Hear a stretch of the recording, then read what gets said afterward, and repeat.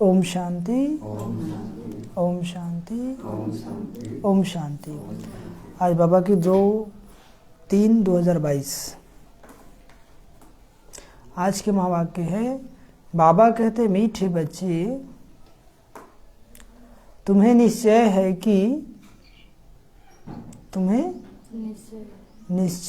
कि हम संगम पर भविष्य की कमाई के लिए पढ़ते हैं।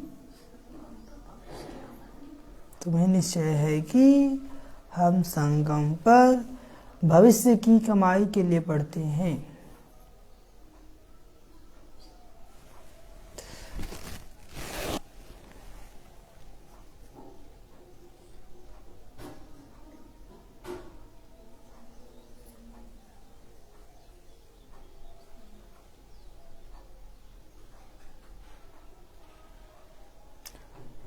बाप में पढ़ा करके 21 जन्मों का वर्षा देते हैं।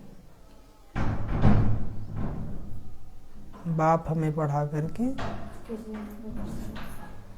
21 जन्मों का वर्षा देते हैं। आज का प्रश्न, अपने आप पर कृपा व आशीर्वाद करने की विधि क्या है? अपने आप पर कृपा व आशीर्वाद करने की विधि क्या है?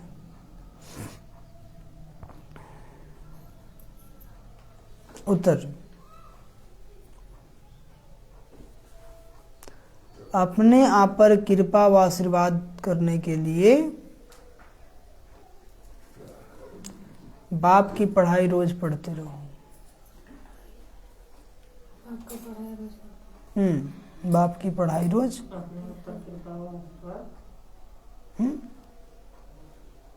अपने आप पर कृपा व आशीर्वाद करने के लिए बाप की पढ़ाई रोज पढ़ते रहो। कभी भी संग दोष में आकर पढ़ाई में गफलत नहीं करो। कभी भी संग दोष में आकर पढ़ाई में गफलत नहीं करो।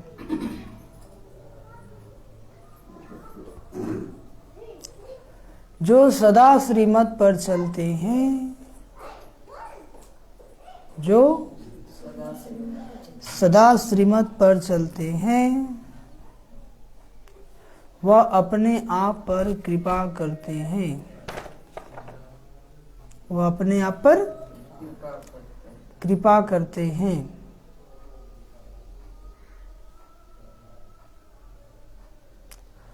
उन्हें बाप की भी आशीर्वाद मिलती रहती है।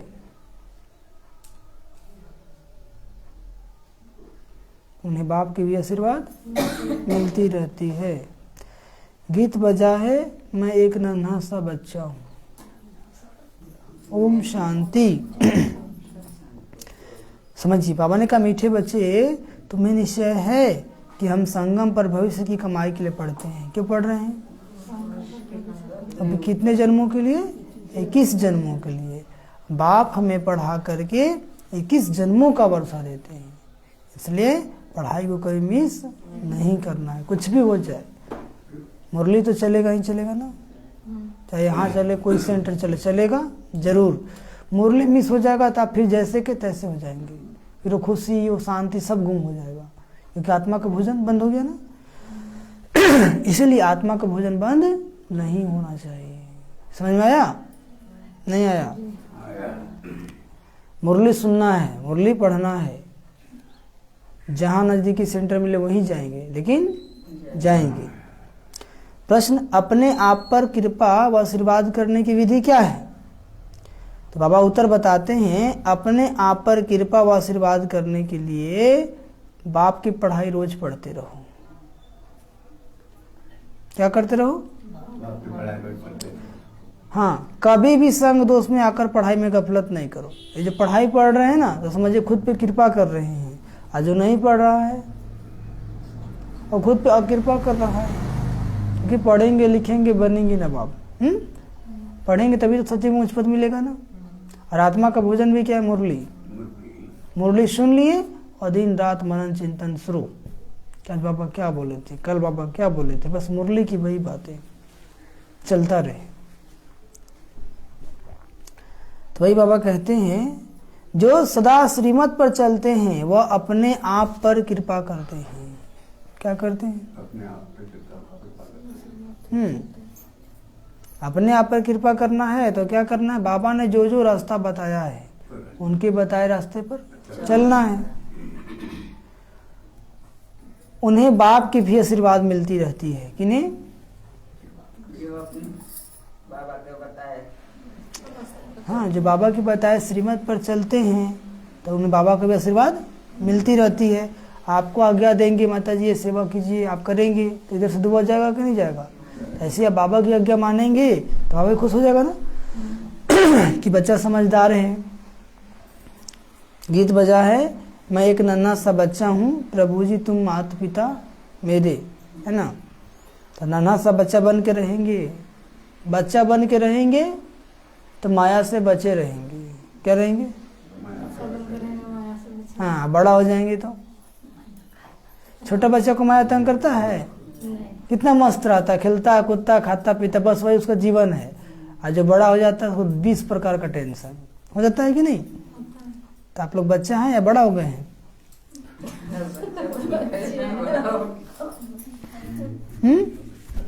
मैं एक नन्हा सा बच्चा हूँ। इस ज्ञान मार्ग में कौन सा बच्चा हूँ? नन्हा सा बच्चा हूँ। ओम शांति। शिव भगवान उवाच।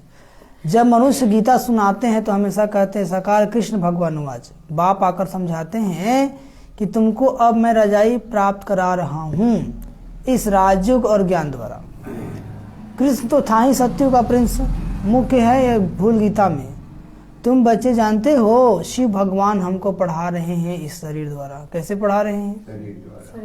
इस शरीर द्वारा। शिव जी किस शरीर द्वारा? मतलब हाँ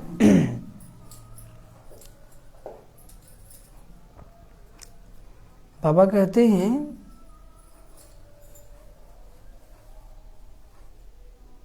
शिव जयंती भी गाई जाती है ना। क्या हम लोग शिव जयंती मनाए ना? मनाए कि नहीं मनाए? ये भी जन्मदिन मनाया जाता है। आत्मा तो एक ही नाम चलाता है ना। बाप कहते हैं मैं गर्भ से जन्म नहीं लेता हूँ। कौन बाप? शिव बाप। मैं साधारण शरीर में प्रवेश करता हूँ, पर काया प्रवेश करते हैं, कहीं माँ के गर्भ से जन्म नहीं लेते हैं। आत्मा जब शरीर में प्रवेश करती है तो अंदर चूरपुर करती है, मालूम पड़ता है अंदर आत्मा ने प्रवेश किया है। बच्चे के ऑर्गन्स चलने लगते हैं ना। जब गर्भ में आत्मा प्रवेश करती है तो बच्चा पेट में क्या होता है? चलने लगता है, पता चलता है। तो भाई बाबा कहते हैं जब तक आत्मा प्रवेश नहीं करती है नहीं चलता है। तो भाई बाबा कहते हैं कि यह बात अच्छी से समझनी है। और जो भी मनुष्य सुनाते हैं वह कब ऐसे नहीं कहते कि हम आत्मा तुमको समझाते हैं, नहीं। वह प्रसिद्ध है शरीर से। यह बाबा तो विचित्र है। कौन बाबा? श्री बाबा। उनको अपना शरीर नहीं है इसलिए विचित्र है। विचित्र मतलब उसका कोई शारीरिक चित्र नहीं है। शरीरधारी को कभी भगवान नहीं कहना चाहिए। स्थूल व सूक्ष्म कोई भी हो, आत्मा इन ऑर्गन्स द्वारा याद करती है परम पिता परमात्मा को। किसको याद करती है? वह तो बैठकर मनुष्यों के बनाए हुए शास्त्र सुनाते हैं। यहाँ यह नई बात है। भगवान वाच। भगवान कौन? जिसको सब भगत हे भगवान कहकर याद करते हैं। ब्रह्मा विष्णु शंकर के तो नाम जानते हैं ना। हे ब्रह्मा हे विष्णु का पुकारते हैं, वह है देवताएं। भगवान कहने से निराकार ही याद आते हैं। भगवान कहने से कौन याद आते हैं? निराकार परमात्मा की ही बंदगी करते हैं। वह कहते हैं मैं भी हूं आत्मा परंतु सुप्रीम हूं। क्या हूं? मेरा भी चित्र बनाते हैं, तुम आत्माओं के भी चित्र बनाते हैं। मंदिरों में बड़ा शिवलिंग भी रखते हैं और छोटे शालिग्राम भी, जिससे सिद्ध होता है कि वो आत्माएं ही हैं एक परमात्मा के बच्चे। बाप हमेशा बच्चों से बड़ा होता है ना। या छोटा होता है? बड़ा बड़ा होता है, इसलिए लिंग बड़ा लिंग बनाते हैं, शालिग्राम छोटा छोटा बनाते हैं और शिवलिंग बड़ा बड़ा बनाते हैं। वास्तव में मैं कोई शालिग्राम बड़ा नहीं हूँ। आत्मा साइज में छोटी बड़ी नहीं होती है। आत्मा साइज में छोटी बड़ी नहीं होती है। मनुष्य छोटा बड़ा होता है, शरीर छोटा बड़ा होता है। आत्मा तो सबका क्या है? ज्योति बिंदु। चाहे छोटा हो, चाहे बड़ा हो, चाहे मोटा हो, आत्मा सब में कैसा है? ज्योति बिंदु। चाहे कोई 3 फीट का हो, चाहे कोई 7 फीट का हो, आत्मा सब में कैसा है? एक समान। भले सबका रोल अलग अलग है, सबका रिकॉर्डिंग अलग अलग है, लेकिन आत्मा कैसा है? ज्योति बिंदु। बाबा कहते हैं पर मेरी परम आत्मा है, परे ते परे परम धाम में रहने वाली है ना, इसलिए उनको परमात्मा कहते हैं। बाबा कहाँ रहते? परे ते परे परम धाम। ऊंचे ते ऊंचा परम पिता परमात्मा मनुष्य सृष्टि का बीज रूप है। बीज रचयिता को कहा जाता है। जैसे जड़ बीज लगाया जाता है ना, उससे पहले झाड़ निकल आता है, वैसे आत्मा को रूप देखा कैसा है? शरीर का कितना विस्तार है। तो पहले नई बात यह है कि यहाँ परमात्मा बाप पढ़ाते हैं। यहाँ पे नई बात क्या है? यहाँ पे कोई मनुष्य नहीं पढ़ाता है, स्वयं परमात्मा आप पढ़ाते हैं। इसलिए पढ़ाई भी वंडरफुल है और इसके द्वारा प्राप्ति भी वंडरफुल है। ऊंच ते ऊंच भगवान वाच, तो जरूर इम्तिहान भी ऊंचे ते ऊंचा होगा। भगवान कहते हैं मैं तुमको राजयोग सिखलाता हूँ, जिससे भविष्य 21 जन्मों के लिए तुमको देवता बनाता हूँ। फिर उनमें तुम सूर्यवंशी बनो व चंद्रवंशी बनो। समझ में आ गया? बाबा तो राज स्थापन करने आए हैं, सूर्यवंशी चंद्रवंशी। अब आप सूर्यवंशी बनो या चंद्रवंशी बनो। अच्छा से पुरुषार्थ करेंगे तो सूर्यवंशी बन जाएंगे, और थोड़ा गफलत करेंगे तो चंद्रवंशी बन जाएंगे। आप लोग को बनना क्या है? सूर्यवंशी। मर्तबे तो बहुत है, मर्तबे मतलब पद तो बहुत है, लेकिन पद के अनुसार पुरुषार्थ भी करना होगा ना।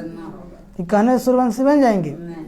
सूर्यवंशी की निशानी क्या है? उसका अमृत वेला कभी मिस नहीं होगा, मुरली क्लास कभी मिस नहीं होगा।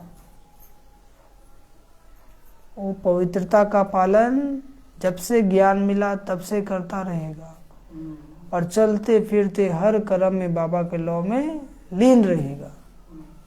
समझ में आया? नहीं आया?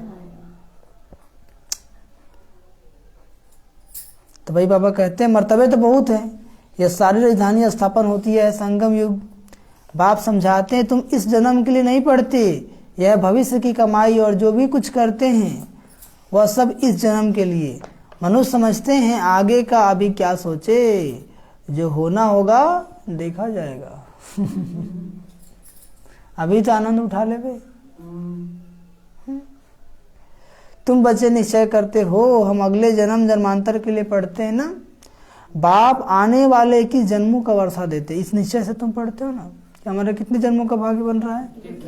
21 जन्मों का। लोगों को तो इस जन्म का ही ठिकाना नहीं है। वो सोचते कि अभी जो है उसका मौज मना लो, कल किसने देखा। ये वो अपने आप को शरीर समझते हैं, लेकिन है तो आत्मा। आत्मा एक शरीर छोड़ेगी फिर दूसरा धारण करेगी। चलो इस जन्म में कोई धनी था, अगला जन्म में भिखारी बन जाएगा, कि कोई श्रेष्ठ कर्म तो किया नहीं। ठीक है? और अभी हम बच्चे क्या कर रहे हैं? भविष्य 21 जन्मों के लिए कमाई कर रहे हैं। बाप आने वाले 21 जन्मों का वर्षा देते हैं। इस निश्चय से तुम पढ़ते हो। बिगैर निश्चय कोई यहाँ बैठ न सके। कहाँ? घर में।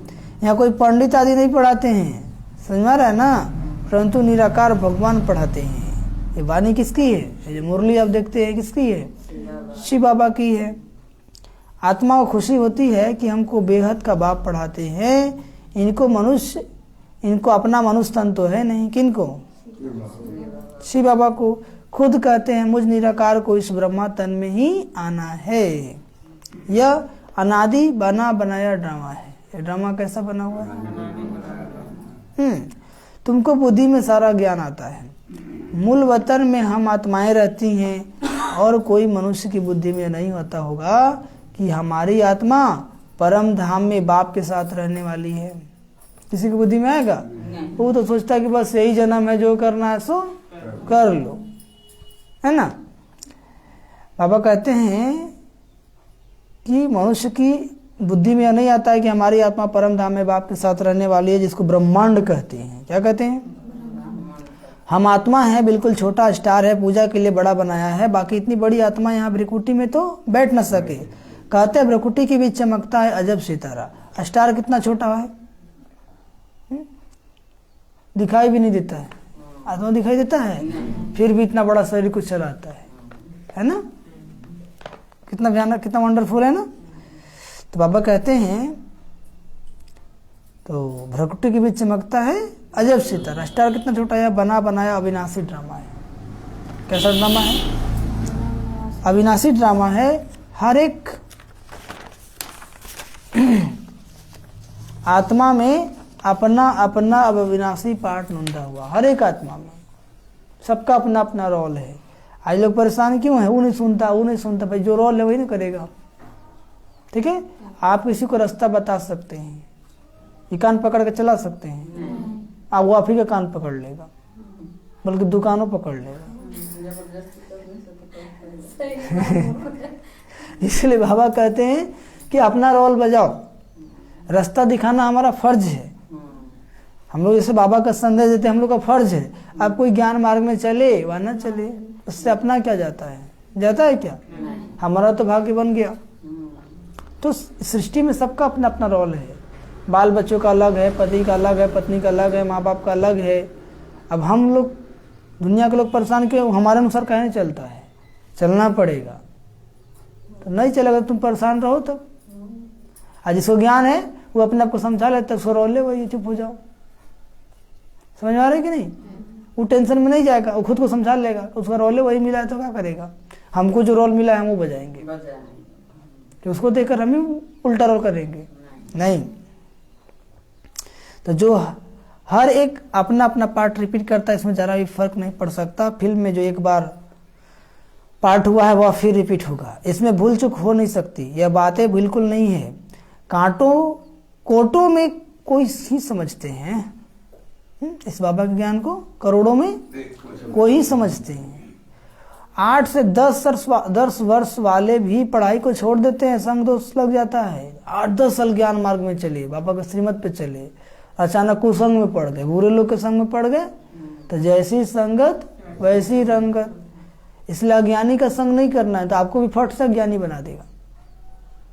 ठीक है, संग की संभाल करना है। बुरे लोग का संग करेंगे तो बुरा बनने में देरी लगने वाला नहीं है। हाँ, तो वही बाबा कहते हैं कि संग दोष लग जाता है। यह पढ़ाई ऐसी है जो जहां तक जीते रहो वहां तक पीते रहो। कैसी पढ़ाई है? जहाँ तक जीते रहो वहाँ तक अमृत पीते रहो। हाँ, जहां तक जीते रहो वहां तक पीते रहो। भाई जीना है तो पीना पड़ेगा, नहीं समझे क्या? ज्ञान अमृत जीना है तो करना है, जीना है तो ज्ञान अमृत पीना पड़ेगा।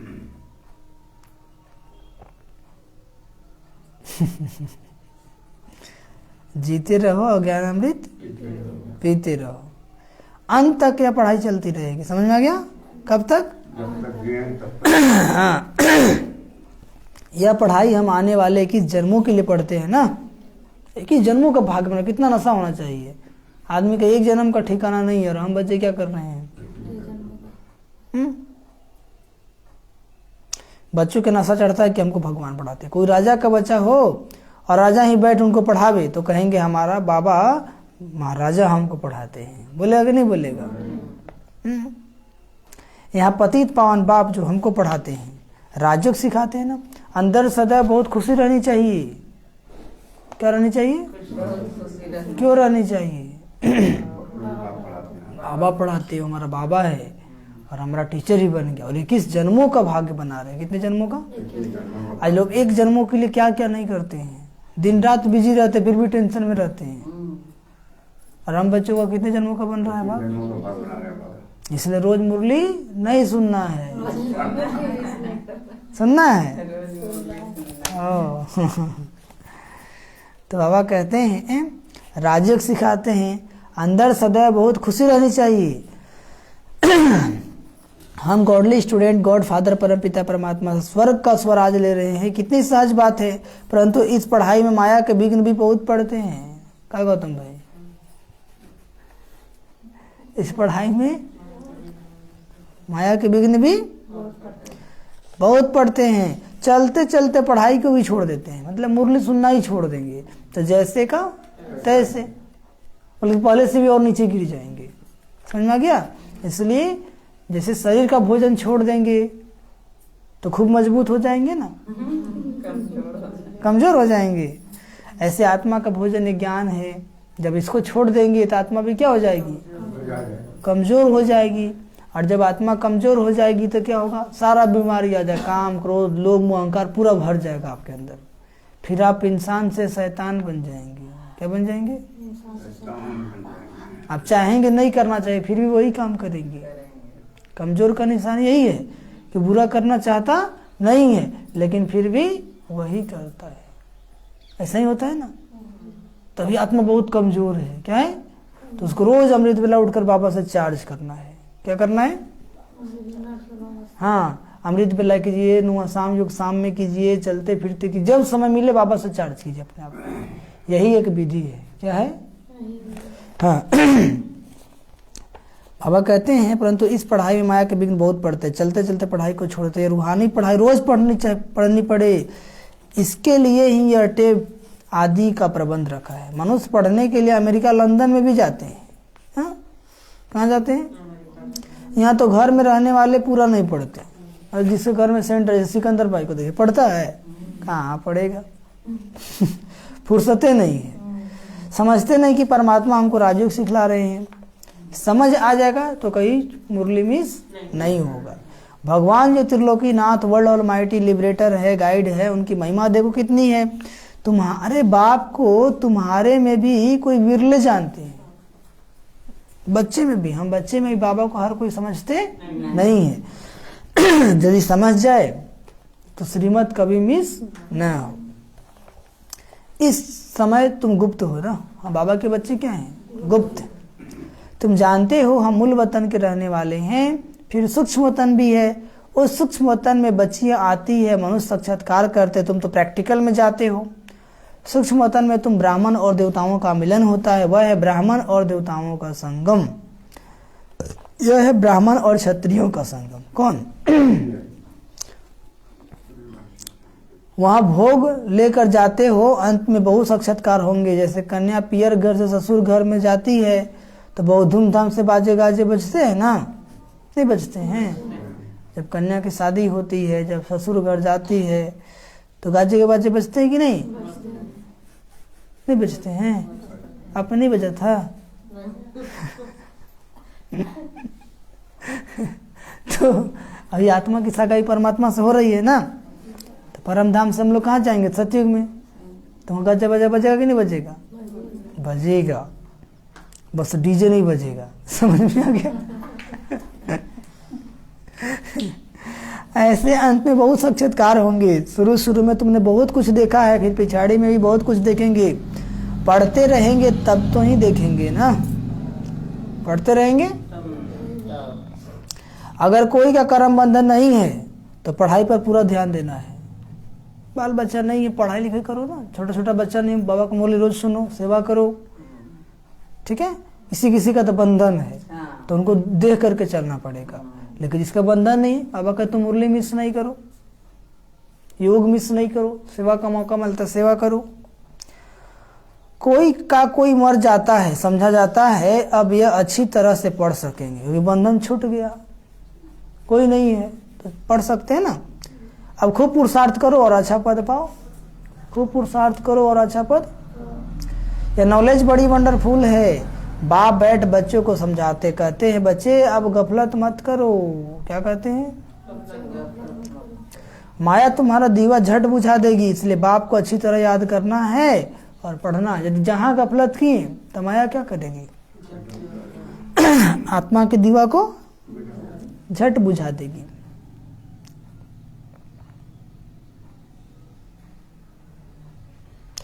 जब तक यहाँ बैठे हो तो डायरेक्ट सुनने से नशा चढ़ता है ना, बाहर गए तो नशा गुम हो जाता है कि नहीं? जैसा संग वैसा रंग लग जाता है। बाबा घर मुरली सुनते कितना नशा चढ़ जाता है, चढ़ता है कि नहीं? और जैसे निकलते हैं तो उतर जाता है कि कम हो जाता है, कम होता है। हाँ, बंधन नहीं है तो बैठ पढ़े और पढ़ाए। यदि बाबा का तुम्हारा कोई बंधन नहीं है तो मुरली पढ़ो और दूसरों को भी पढ़ाओ, सेवा करो, भाग्य बनाओ, नहीं तो लगे रहो। चित्र बहुत अच्छे बने हुए हैं, बाबा युक्तियां रच रहे हैं। गावड़े वाले कैसे सीखे? या तो स्लाइड से भी सीख सकते हैं। दिन प्रतिदिन इम्प्रूवमेंट होती रहती है ना। तुम्हारी बुद्धि में सारा दिन सुदर्शन चक्र फिरना चाहिए। कौन सा चक्र? स्वदर्शन, खुद को देखना है, दूसरे को नहीं। पर दर्शन करेंगे तो माथा भारी हो जाएगा, दूसरों को देखेंगे तो टेंशन हो जाएगा, क्योंकि आप दूसरों को परिवर्तन नहीं कर सकते हैं। और खुद को देखेंगे तो खुद को परिवर्तन कर सकते हैं। मैं कौन? आत्मा। और मेरा कौन? बाबा। तीसरा कोई है क्या? Full stop. आत्मा समझकर बाबा को याद करते रहेंगे। फिर याद करेंगे जब हम लोग परम धाम में थे, बाबा के पास संपूर्ण पवित्र थे। सतयुग में आए तो भी पवित्र थे, त्रेता में भी पवित्र थे, द्वापर से माया हमको धोखा दिया। लेकिन द्वापर से हमारी पूजा होती है। क्या होती है? और संगम पे अभी बाबा मिल गए हैं। और फिर क्या बन जाएंगे? फरिश्ता। ये ब्राह्मण बने हैं, फिर क्या बन जाएंगे? फरिश्ता। और फिर से सतयुग में बन जाएंगे देवता। यही सब बातें मंथन करते रहना है। बाकी को उल्टा फुल्टा बोल दिया वही बात याद नहीं करना है। आप लोग क्या करते हैं? बाबा की बातें याद नहीं रहती है, लेकिन कोई इंसान कुछ बोल दिया वही मन में चलते रहता है। इसे क्या है बोल दिया, नहीं छोड़ेंगे इसको, है ना? तो इंसान की बात को मन में रखेंगे तो मन भारी हो जाएगा। होता है कि नहीं मन भारी? मन भारी क्यों है? फालतू बात पकड़ लिए। जितना भी कुचड़ा कुचड़ा है सब डस्टबिन बना दिए माइंड को, तो सर तो भारी होगा ही। तो इसके अंदर अच्छे अच्छे विचार लाना है। इसलिए बाबा के तो रोज मुरली सुनो, इसमें अच्छे अच्छे विचार है। जो अच्छा बोला उसको यहाँ रिकॉर्ड कर लेंगे, जो नहीं बोला उसको साइड कर देंगे। क्या कर देंगे? सागर का जल कभी भी गंदा नहीं होता है, पता आप लोग को? क्यों? सागर स्थिर रहता है। उसमें कितना भी गंदगी डाल दीजिए, वो क्या करता है? गंदगी को साइड कर देता है। ठीक है?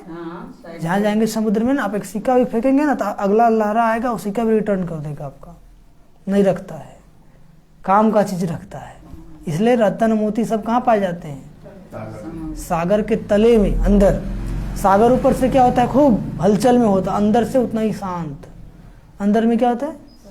हलचल ऊपर है, अंदर में नहीं है। तो ऐसे हमारे जीवन में, कार्य व्यवहार में हमको लगे कि थोड़ा हम हलचल में हैं, लेकिन अंदर से क्या है? कुल शांत। तो जो कुल वही पावरफुल, और उससे कभी नहीं होगा भूल। नहीं समझे? और होगा भूल तो टेंशन तो होगा ही, फिर पावरफुल बन पाएंगे नहीं। तो चलते फिरते बाबा क्या बोले, मन को समझाना है कि फालतू बातें नहीं याद करो। मन को क्या समझाना है? बाबा की बात सुनाओ। नहीं याद है तो बाबा को याद करो। क्या बोलना उसको? नहीं याद है ना तो फालतू बातें नहीं करो। चलो परम धाम चलते हैं, मन से सेंटर में चलते हैं। सेंटर में पहुंच गए कीजिए, परम धाम जाइए, मत बन जाइए। तो ऐसे अभ्यास करेंगे तो मन को सहज ही बस में। ध्यान किस पर देना है? मन पर, अपने ऊपर, कि मन क्या क्या सोच रहा है। ठीक है? और माया क्या करता है? मन को ही डिस्टर्ब कर देता है। क्या करता है? यदि मन डिस्टर्ब हो गया तन ऑटोमेटिक डिस्टर्ब हो जाएगा। समझ में आ गया? तो मन को क्या बोलना है? बाबा की मुरली सुना दो। नहीं सुना है बोले अब याद करो। यानी खुद पे शासन करना है। क्या करना है? कुछ लोग बाल बच्चे पे शासन करते हैं, कुछ लोग पति पे शासन करते हैं, कुछ लोग पड़ोसी पर शासन करते हैं। लेकिन शासन किस पर करना है? खुद पर करना है। बाबा कहते हैं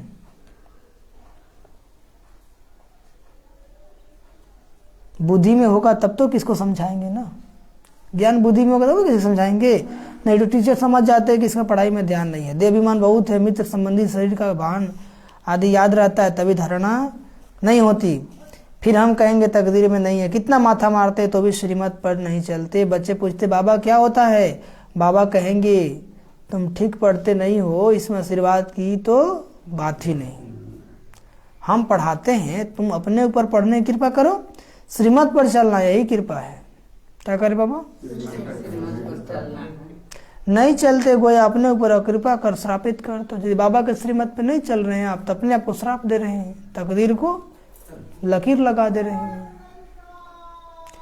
बाप से वर्षा न ले, रावण की मत पर चल, अपने को श्रापित करते हैं।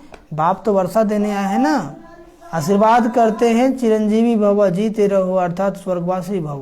बाबा वरदान तो देते हैं, स्वर्ग को ही अमरपुरी कहा जाता है ना, अमरनाथ ही ऐसा आशीर्वाद करते हैं और किसी की ताकत नहीं है। अमरपुरी की देवताएं पवित्र थे ना, हज के संबंधों आदि में मुंह का त्याग करना ही है, क्योंकि जब तक मुंह का त्याग नहीं करेंगे तब तक भगवान से प्रीत नहीं जुटेगा। या तो इंसान या तो भगवान, दिल में एक ही बैठ सकता है, या तो इंसान बैठेगा या भगवान बैठेगा। यदि इंसान बैठ गया तो भगवान नहीं बैठेगा, और भगवान बैठा गया तो कुर्सी एक ही है ना, दो किसे बैठेगा, या तो राम या तो काम। विकार, यदि विकार है तो भगवान नहीं है, और भगवान है तो विकार नहीं है। तो जहाँ राम है वहाँ काम नहीं, और जहाँ काम है वहाँ राम नहीं। अब अपने आप को चेक कर लीजिए कि दिल में राम है या काम है। समझ में आ गया? सीट एक ही है, या तो रावण को बैठा लीजिए, या बाबा को बैठा लीजिए, या राम को बैठा लीजिए। अब बाबा के पास जाना है। बाबा कहते हैं देह के मोह से तुमको यहाँ की याद पड़ती है ना। यहाँ की याद क्यों पड़ती है? देह में मोह है। जब देह में मोह है तो देह के संबंधी में मोह है, बाल बच्चे पति बहुत। कल एक आत्मा फोन की तो बोली उनके पति फोर्स में है, चले गए, बहुत ही खराब लगता है, रोना आता है। आश्रम में ही थे वहाँ पर। हम बोले कोई बात नहीं है, वो तो धर्म पति गया है, परम पति तो साथी में है। तो हंसने लगी। आप तो ऐसा बात बताते हैं कि मेरा आंसू बंद हो गया। ठीक है, दूर कौन जाता है? धर्म पति। परम पति तो हमेशा साथ ही रहता है। तो बाबा कहते परम पति को साथ रखो ना, धर्म पति का साथ आज नहीं तो कल तो छूटना ही है। सही बात है, गलत बात है? तब बाबा कहते अभी से परम पति को कस के पकड़ लो ना, कि कल कुछ हो भी जाए जीवन में तो हम टूटेंगे नहीं। और साथ तो परम पति ही देता है कि धर्म पति देता है? कौन देता है? परम पति कौन है? शिव बाबा। पतियों का पति शिव बाबा। तो बाबा कहते तो उस परम पति को भूल जाते हैं और धर्म पति को याद करके आंसू बहाते हैं, तो परम पति भी साइड हो जाता है। समझ में आ गया? इसलिए बाबा कहते धर्म पति की सेवा करो, परम पति को याद करो। दिल का कनेक्शन किससे रखो? परम पति से रखो। तो परम पति कौन? शिव बाबा। तो उसे कनेक्शन होगा तो रोना आएगा? शिव बाबा कोई मरता ही नहीं है। मरता है क्या?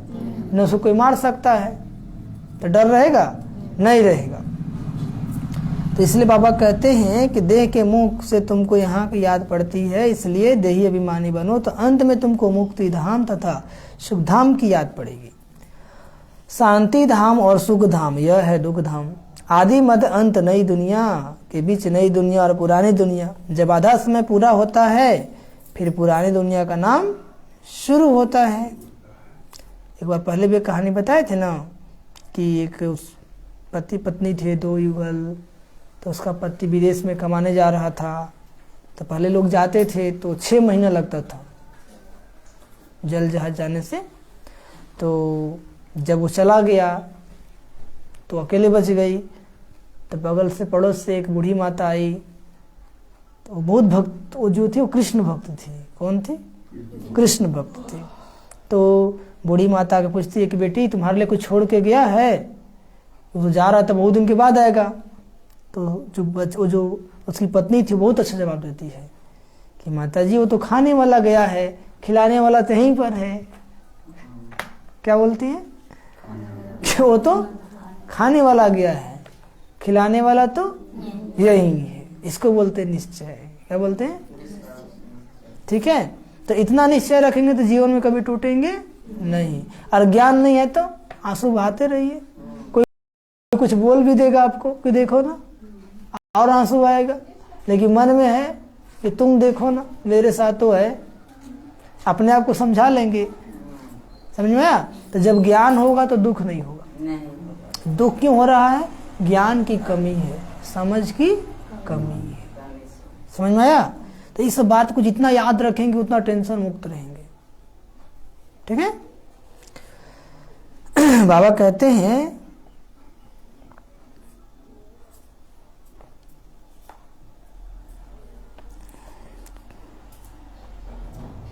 जब आधा समय पूरा होता है फिर पुरानी दुनिया का नाम शुरू होता है। या पुरानी दुनिया अब नहीं हो रही है ना, फिर से नई कैसे हो रही हो आकर समझो, देखो समझो। परंतु करोड़ों में कोई ध्यान देकर समझेंगे। हजारों लाखों आते हैं, उनमें से 2 से 4 निकलते, फिर भी ढीले हो जाते हैं। एक प्रदर्शनी में 2 से 4 भी ठहर जाए तो हो सौभाग्य। दिन प्रतिदिन या प्रदर्शनी वृद्धि को पाएगी। चलते फिरते फिर रोज 10,000 भी आएंगे।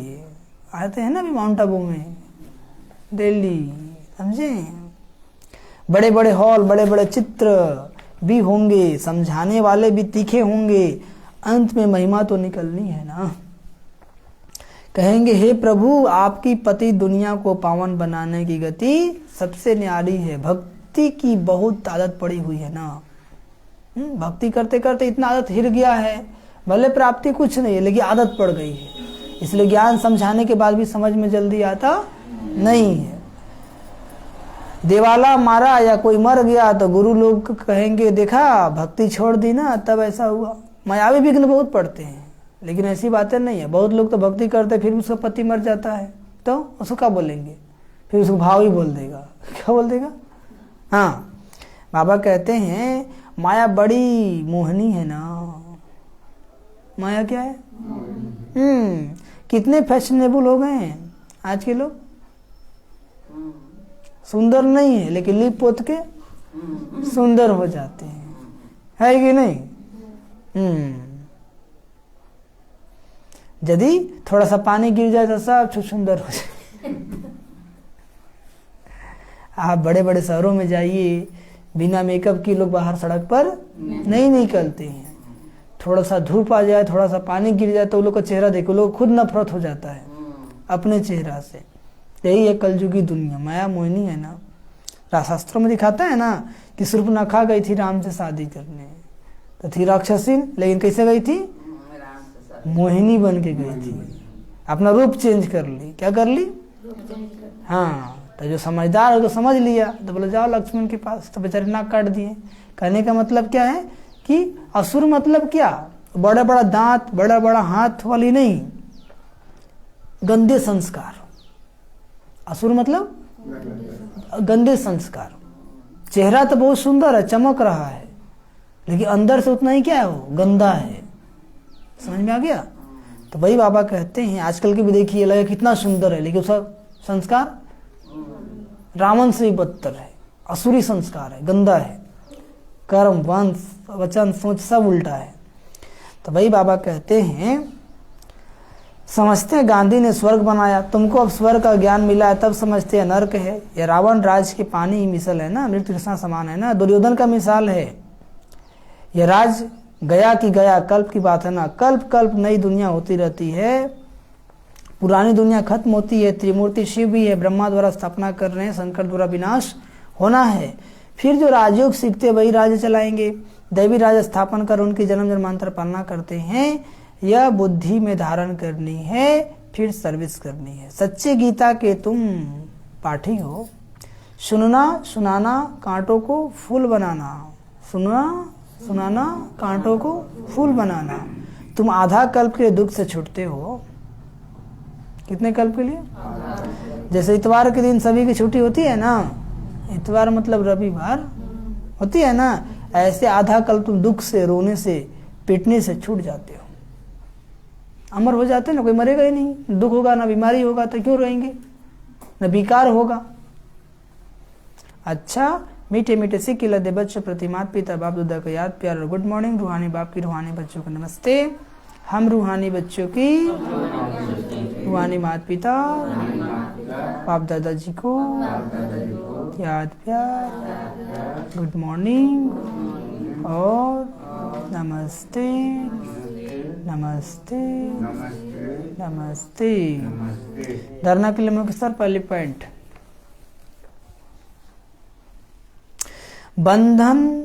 कर्म बंधन से मुक्त हो। कर्म बंधन से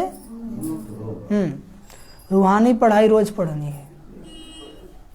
कर्म बंधन से मुक्त हो, रूहानी पढ़ाई रोज पढ़नी है। जहां तक जीना है पढ़ाई जरूर पढ़नी है। जहां तक जीना है पढ़ाई जरूर पढ़नी है।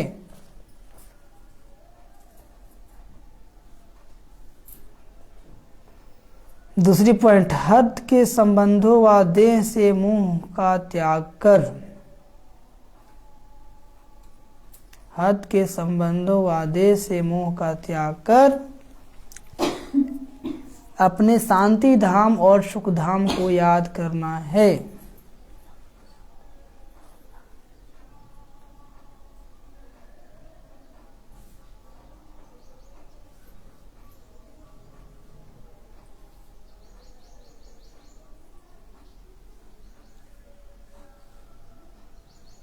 संग दोष से अपनी संभाल करनी है।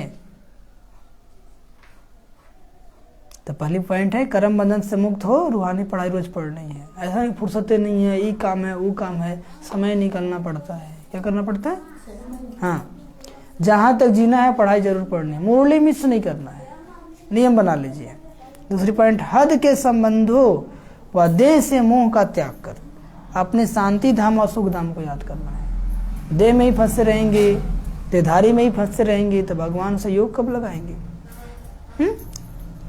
संग दोष से अपनी संभाल करनी है। संग दोष से जैसी संगत वैसी रंगत।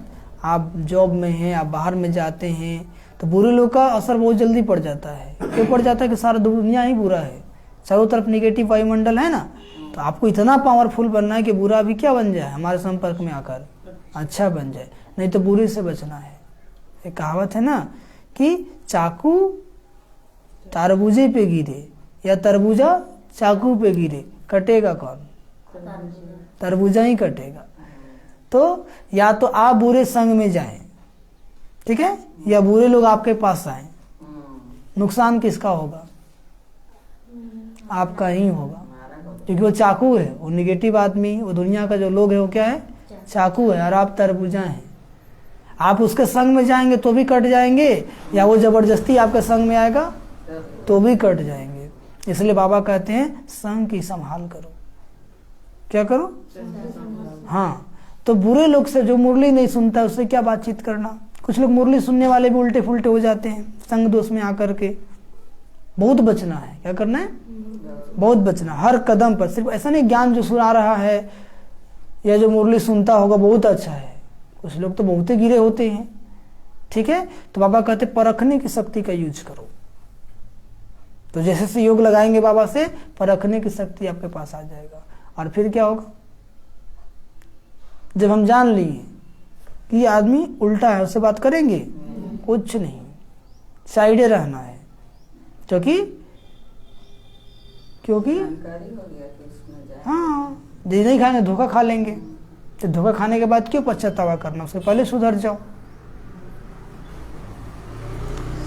और आज का वरदान, मन बुद्धि संस्कार व सर्व कर्मेंद्रियों को, मन बुद्धि संस्कार व सर्व कर्मेंद्रियों को नीति प्रमाण चलाने वाले स्वराज अधिकारी भव। मन बुद्धि संस्कार व सर्व कर्मेंद्रियों को नीति प्रमाण चलाने वाले स्वराज अधिकारी भव। स्वराज अधिकारी आत्माएं अपने योग की शक्ति द्वारा हर कर्मेंद्रियों को ऑर्डर के अंदर चलाती है। क्या चलाती है? न सिर्फ यह स्थूल कर्मेंद्रिय लेकिन मल मुदी संस्कार भी राज्य अधिकारी के डायरेक्शन अथवा नीति प्रमाण चलते हैं।